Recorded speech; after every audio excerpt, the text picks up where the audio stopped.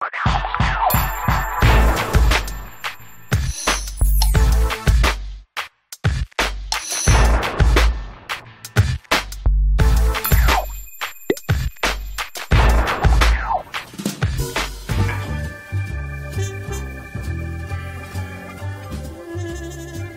کچھ اچھا سا کر رہی ہیں کاشفہ.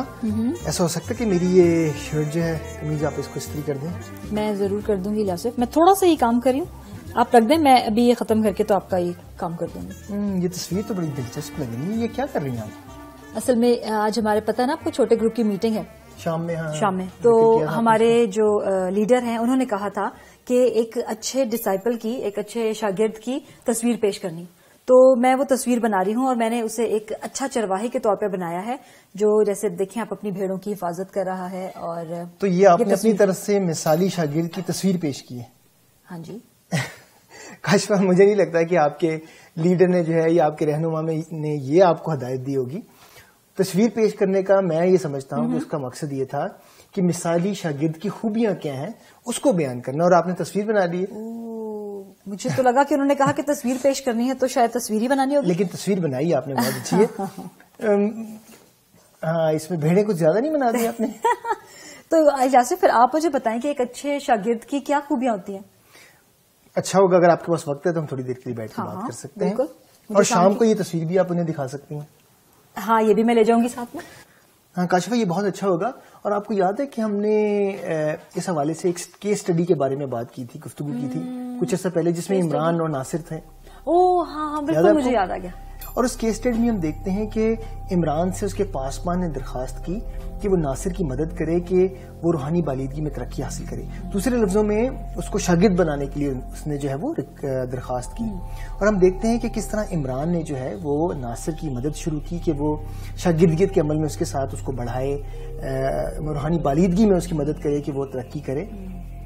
اور یہاں پر ہم دیکھتے ہیں کہ عمران نے جب شاگردیت کے عمل کو شروع کیا تو اس نے ناصر کے ساتھ ملتے ہی فوراً کلام مقدس کو بانٹنا شروع نہیں کر دیا یا کلام مقدس کی بات کرنی شروع نہیں. مجھے یاد ہے یاسر کہ اس میں یہ تھا کہ اس نے اس کے ساتھ دوستی بڑھائی, اور وہ کافی شاپ پر شاید ملا کرتے تھے اور ایک دوسرے کے ساتھ وقت گزارتے تھے. اور پہلے اس نے ایک تعلق, ایک رشتہ جو تھا وہ اس کے ساتھ مضبوط کیا, استوار کیا. اور پھر ایک وقت ایسا آیا تھا کہ دونوں میں استاد اور شاگرد والا رشتہ نہیں بلکہ دوستوں والا رشتہ جو تھا وہ نظر آنے لگ گیا. بالکل, اور اس کی وجہ یہ ہوئی کاشفہ کہ جب انہوں نے ملنا شروع کیا, عمران کی اصل میں سمجھتا ہوں کہ یہ ایک ایفرٹ تھی کہ اس نے ناصر کے ساتھ ایک تعلق کو قائم کیا, ملنا شروع کیا, اور پھر ایک بھروسے کی روح جو ہے ان کے درمیان قائم ہوئی, ایک بھروسے کی لہر جو ہے ان کے درمیان قائم ہوئی. اور ہم دیکھتے ہیں کہ آہستہ آہستہ عمران نے جو ہے وہ ناصر کے ساتھ دعا میں وقت گزارنا شروع کیا, اسے دعا کے بارے میں سکھایا, اسے دعا کرنے کے بارے میں سکھایا. اور یہ چیزیں جو ہیں اس کو آہستہ آہستہ ہم دیکھتے ہیں کہ روحانی بالیدگی کی طرف لے کے جانا شروع ہوئی. پھر ہم یہ بھی دیکھتے ہیں کہ کاشفہ کے عمران نے ناصر کی روحانی طور پر رہنمائی کرنی شروع کی, اسے کلام مقدس میں سے سکھانا شروع کیا, اسے کلام مقدس کے بارے میں بتانا شروع کیا. اس کی جو مسیحی بنیاد تھی عمران نے مضبوط کرنے کی کوشش کی. ہم دیکھتے ہیں کہ مضبوط کرنے کی کوشش کی, اور یہ کرتے کرتے ان میں ایک اچھا جو تھا تعلق اور رشتہ اور بھروسہ جو ہے وہ قائم ہو گیا. اور مجھے یاد ہے کہ عمران نے 3 زندگیوں کے بارے میں اسے سکھانا شروع کیا. اور پہلی زندگی تھی جس کے بارے میں عمران نے سے بات کی, وہ تھی نفسانی آدمی کی زندگی, جس کے کلام میں ہمیں اس کا ذکر ملتا ہے. نفسانی آدمی کے بارے میں اس نے اسے بتایا کہ یہ وہ شخص ہے جس نے خدا یسوع مسیح کو قبول ہی نہیں کیا ہوا, اور اس کے دل کے تخت پر اس کی خودی جو ہے وہ راج کرتی ہے, اور نتیجتاً اس کی زندگی میں بے سکونی اور مصیبتیں جو ہے وہ پائی جاتی ہیں. پھر ہم دیکھتے ہیں کہ عمران نے ناصر کو روحانی زندگی کے بارے میں بتایا. روحانی زندگی وہ ہے جس میں ہم خدا یسوع مسیح کو اپنی زندگی میں آنے کی دعوت تو دیتے ہیں, اور اسے اپنے دل کے تخت پہ تخت نشین بھی کرتے ہیں, اور اپنی خودی کو خدا کے تابع کر دیتے ہیں. اور نتیجے میں کیا ہوتا ہے کہ ہماری زندگی میں سکون ہے, اطمینان ہے. مجھے یاد ہے عمران نے ناصر کو ایک تیسری زندگی کے بارے میں بتایا, اور وہ بڑی خاص بات ہے. آپ کو یاد ہے کون سی زندگی تھی وہ؟ جسمانی آدمی کی زندگی. اور کاشفہ یہی حالت کئی دفعہ ہماری زندگیوں کی ہوتی ہے.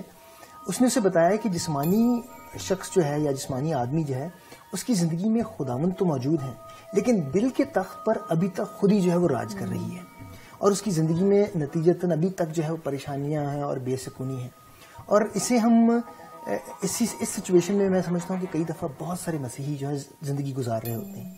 عمران نے بھی دیکھا کہ ناصر کسی حد تک اسی طرح کی زندگی گزار رہا تھا, اور اس کی وجہ یہ تھی کیونکہ ناصر نے کئی دفعہ اپنے کئی عادات سے, کئی اپنی باتوں سے مجھے یاد ہے یاسف کہ وہ کچھ ایسی غلط انٹرنیٹ سائٹس کے اوپر جانے کا عادی بن گیا تھا, اور عمران نے جو ہے وہ اس کی پھر کس طرح سے مدد کی تھی, تاکہ اس طرح کا کچھ تھا نا کہ ہاں بالکل ایسا ہی تھا. میں وہی اسی بات پر آ رہا تھا کہ جب ناصر اور عمران کے درمیان ایک بھروسہ قائم ہو گیا تو ناصر نے اس بھروسے کو سامنے رکھتے ہوئے اپنے دل کو کھولنا شروع کیا, اپنی زندگی کی کمزوریوں کو عمران کے سامنے جو ہے وہ بانٹنا شروع کیا. اور ایک بڑی کمزوری جس میں ناصر جو ہے وہ خداوند یسوع مسیح کو اپنی زندگی میں قبول کرنے کے بعد بھی رہ رہا تھا, یعنی کہ وہ نفسانی طور پر زندگی گزار رہا تھا, اور وہ یہ تھی جسمانی طور پر زندگی گزار رہا تھا, اور وہ یہ تھی کہ اس نے پورنوگرافی جو ہے اس کو دیکھنا شروع کر دیا ہوا تھا, یا اس کو دیکھنے کی عادت تھی اس کی, اور وہ اب تک اسے چھٹی نہیں تھی. اس نے ہمت پکڑی, اس نے حوصلہ پکڑا, اس نے اس بھروسہ جو ان کے درمیان قائم ہوا تھا اس کی بنا پر وہ عمران کے پاس گیا اور عمران سے اپنے دل کی کھل کے بات کی کہ بھائی عمران, میں اس جو ہے وہ مشکل کا شکار ہوں, میں اب تک جو ہوں وہ اس طرح کی سائٹس دیکھ رہا ہوں, تو میں کیا کروں. یاسر پھر عمران نے کیسے اس کی مدد کی؟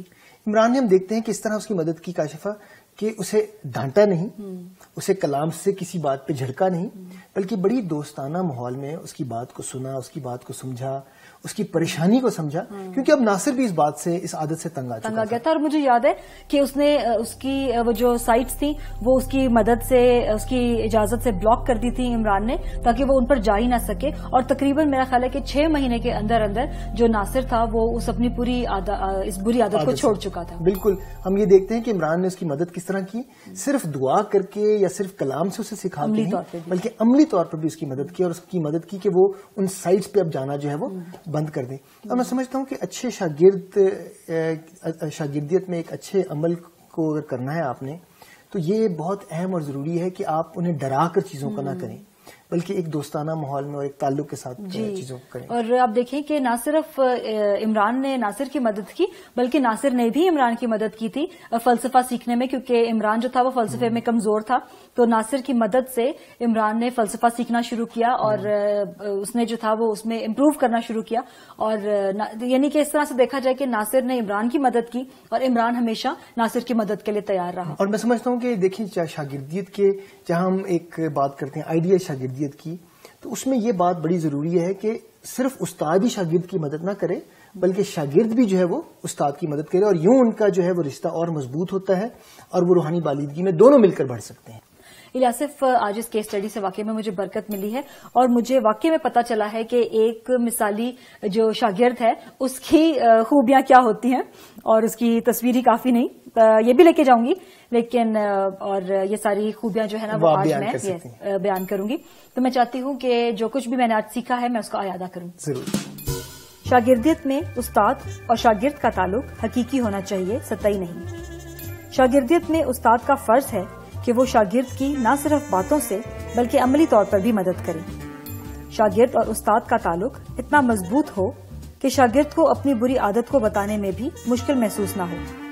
یہ تعلق ایک طرفہ نہیں بلکہ 2 طرفہ ہونا چاہیے. کاشف, آپ فکر نہ کریں, آپ نے جو کچھ سیکھا آپ نے اس کی بھی تیاری کرنی ہوگی شام کو بیان کرنے کی, اور آپ اپنی تصویر بھی ختم کر لیں. یہ شرٹ کا کام میں خود کر لیتا ہوں. Oh, thank you so much Yasir.